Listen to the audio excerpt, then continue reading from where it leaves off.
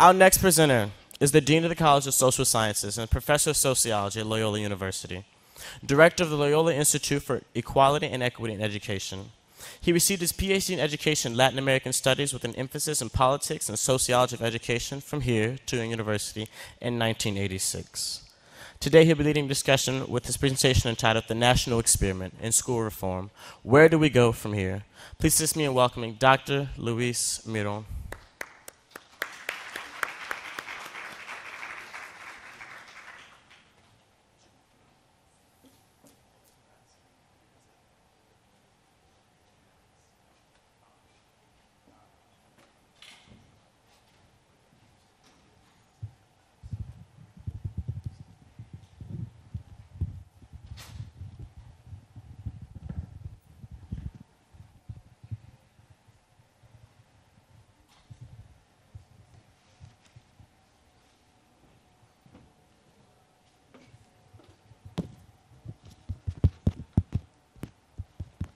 I'm going to steal a note from Oscar, with bringing it a step down and try to make this a little bit more interactive and talk directly. I know it's getting close to lunchtime. We've got 2 more presentations going, so good morning or good afternoon. Hopefully we can have a little bit more interactive conversation.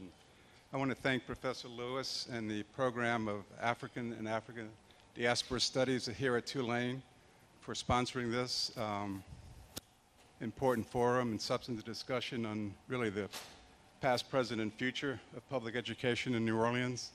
It's a continuation, hopefully, of a substantive collaboration we started between the Loyola Institute, Loyola University, and Tulane. And also thank Alex Hancock from the Institute for putting together the slides that I'll be using, and also the accompanying content to try to make some sense of the conversation we're starting today. Basically, what I want to do is to divide up a presentation, and since we're running a little bit behind time, much of what I was going to say toward the end, Dr. Rosalind Smith has already sort of led the way for.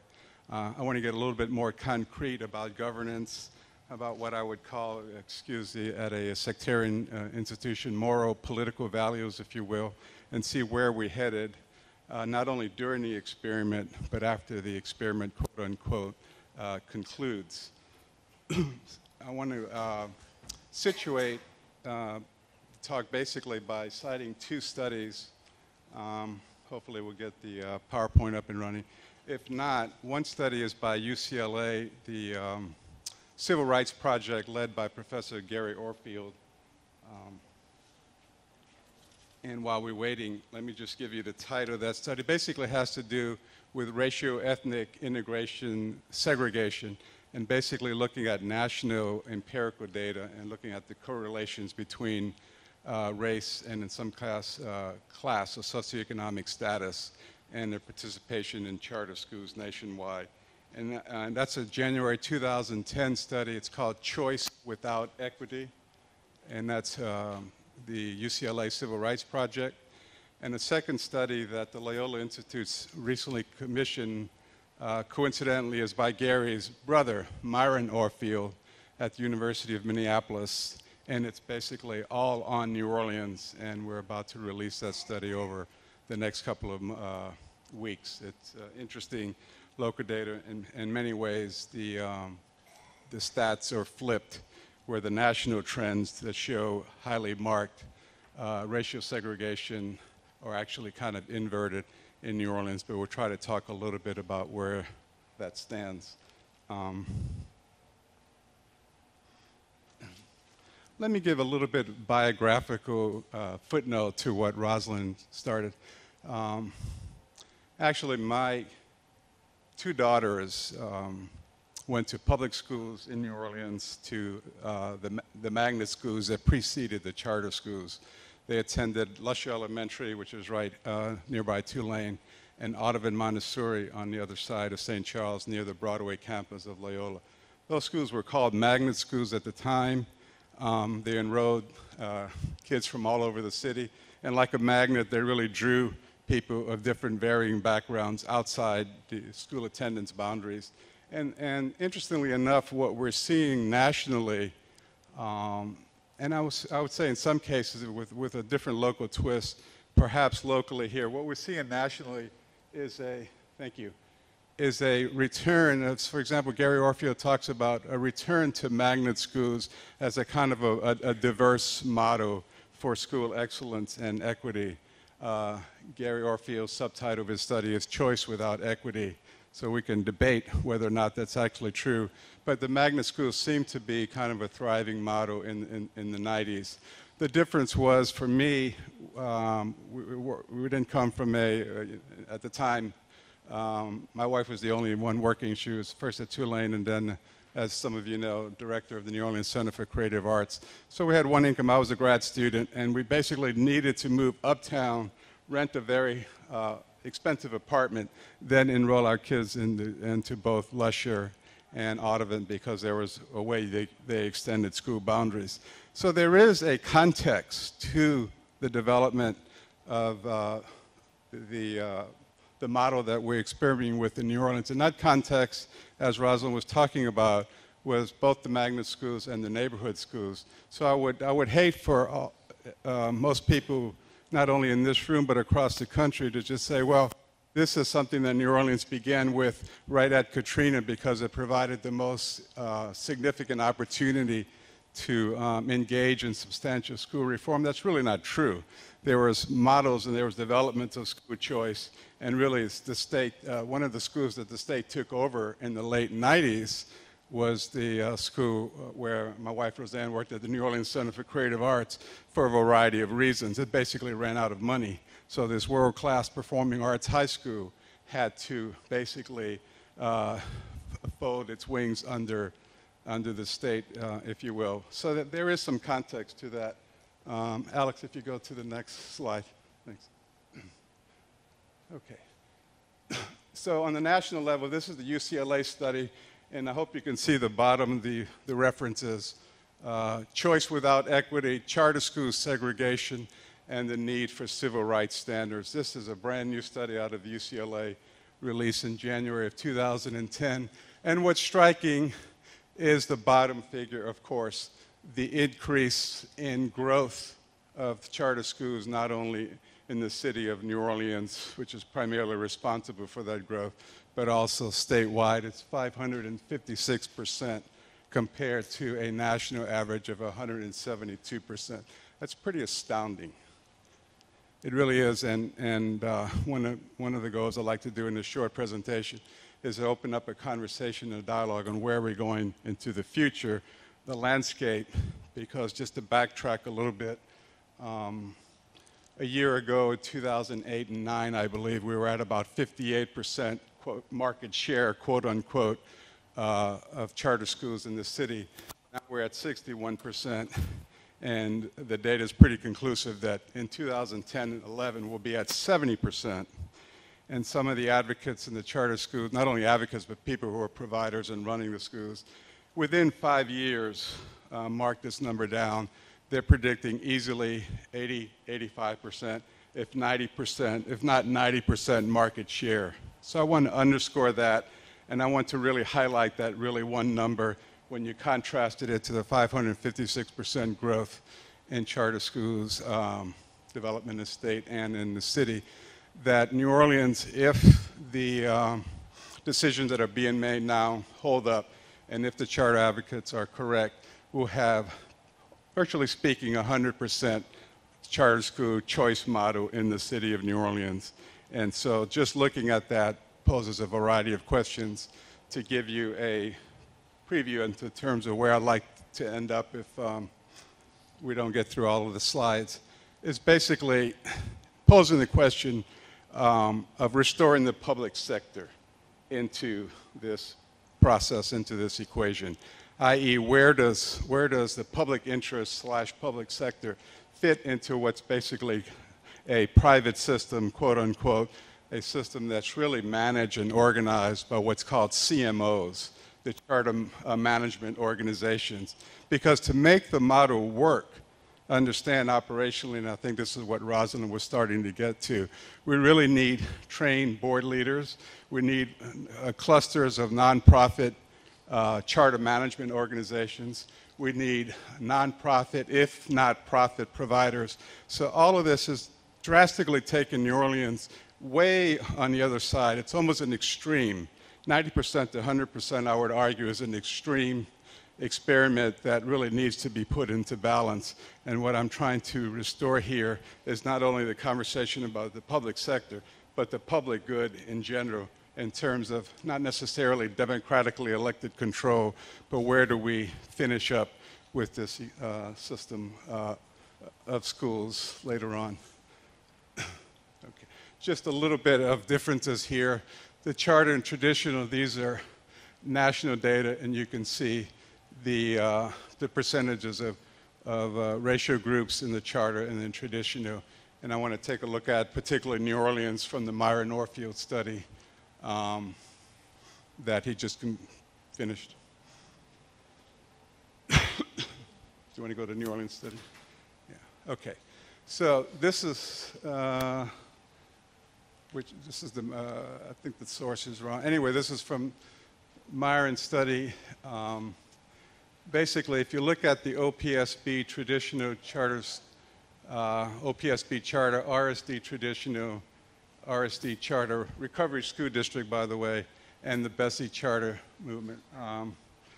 You can look at the percentages of, in the OPSB charter schools, which Rosalind was talking about, are primarily the selective admission schools. 80% of the students there are white, compared to the Recovery School District traditional schools is 5%, and the Recovery School District charter schools is 6%. So you can see wide disparities in the kind of racial and ethnic composition in those schools. We're not making value judgments about these disparities. These are empirical statistics that Gary and Myron put together separately at the national and state level. But since the conversation here is about Black education and racial and ethnic minorities, we did want to show you kind of what's going on within the schools. A term that the Civil Rights Project called basically 100% segregated schools. They call it intensely segregated schools. The national average in charter is 7%, whereas the public or traditional schools are 21%. If you look at the New Orleans, what's called municipal statistical average, it's 76% there, intensely segregated, compared to the national average of 36%. And the traditional schools are 17 and 15. I'm trying to run through these pretty quickly. We'll be glad to send you the executive summary of Myron's study and talk a little bit about this differently. Okay, we keep going by. Okay, so a little bit about achievement data. I'm more interested in actually not only the governance as a whole, but the values, sort of the policy values, or what I would call the moral policy values undergirding the achievement data and the demographic data. But just a little bit on the achievement. So the Orleans Parish Schools, charters and traditional, the Orleans Parish Schools, of course, are enrolling far fewer kids than the rest of the schools. In the school systems, there are, by and large, tend to be the selective admission as opposed to the non-selective admission. So you can see the achievement levels there, and then it drops off in the middle there, Recovery School District and charters and Recovery School District and traditional. And in some cases, at the maximum of those disproportions, it's almost 2 to 1. Alex and I were looking at some of the achievement data earlier, math and science. So you can see in mathematics, hopefully we'll stay on, and science, under the Orleans Parish School Board charters, they're almost at 80%. Under the Recovery School District charters, the math is a little bit over 50%, and the science is a little bit over 30%. These are from And this is the second source, a very important study that we will be releasing soon. And it basically parallels the study that Gary Orfield did, and his brother Myron Orfield, the University of Minnesota, is the author of that, he and his colleagues. The State of Public Schools in Post-Katrina New Orleans, the challenge of creating equal opportunity. And he just finished that in about a month ago for us. So look a little bit, have a little more achievement data there. Yeah. Okay. So percent point change in fourth grade pass rates, 2007 through 2009. Okay. I want to just open it up a little bit for a dialogue in terms of interaction here. A couple of observations about the New Orleans experiment and where we go from here. And interestingly enough, if you follow the title, the experiment is in quotation marks, right? Because for many minority groups, the history of experimentation in this country is one that hasn't really been associated with science, but perhaps has more importantly been associated with the abuses of science and the experimentation on a body of people that inadvertently participated. And we're not disparaging that use here. We're just actually saying, let's be careful about the language that we talk about when we engage in a discourse of something that's so important as the future education of young people in New Orleans. So the first observation is that the proportions seem to be extreme. If the public school charters, and let's not forget that charters are public schools. You know, we're sort of slipping into a conversation, I believe, that charters, traditional, and public, are kind of being confused into the conversation, into the discourse, if you will, so that in society's mind they might read charters as /private and public as sort of traditional, or in New Orleans context, the RSD. But charter schools are public schools, they're publicly financed, and that's both good and bad, but they're beginning to take a connotation that some people think at the extreme is something marked by privatization. And some of us right in the middle are basically saying, no, they're still public schools, but they're a particular kind of public schools. They are sweeping the nation in terms of reform from the White House to City Hall, as we've seen Mayor-elect Landrieu's transition team is pretty much composed of public school charter advocates and so forth. So one observation is that there's an extreme percentage in New Orleans. If the advocates are right and we're going to approach anything near 90% market share, quote unquote, that's pretty dramatic.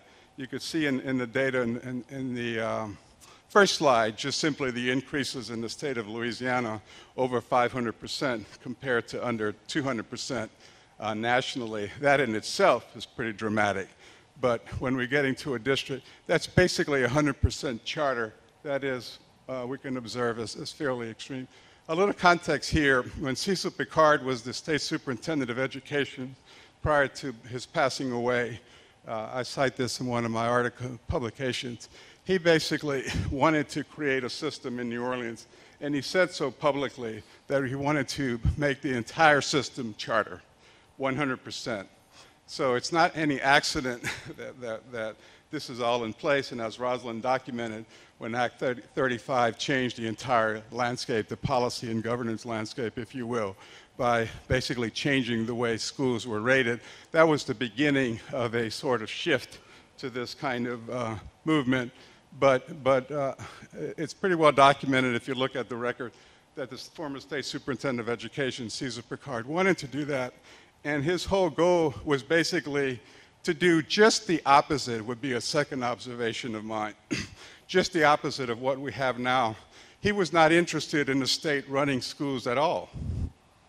You know, so paradoxically, I think we have both government-state takeover, but a state takeover that's brokering the proliferation of sort of charter schools or charter management organizations in particular. So when people say we don't want city government or mayoral control, Well, what they have to understand, what we have to understand in New Orleans is right now we have state control, we have state takeover, and it's kind of a paradoxical relationship, and that's not by accident because the state really was not interested in operating schools. They were interested really in turning over schools to private management, i.e. nonprofits or providers.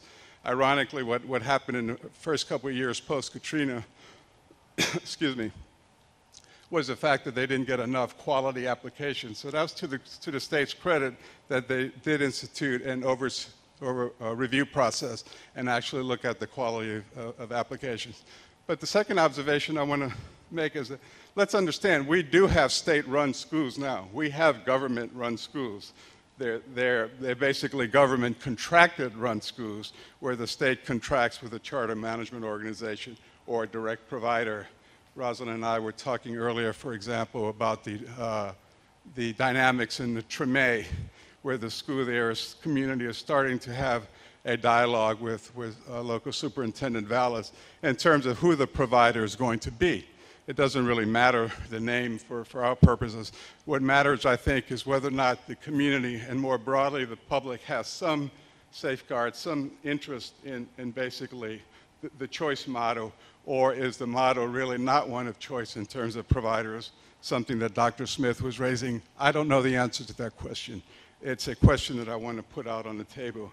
But please understand, we have government-run schools now. We do have a state takeover. We do have the Recovery School District.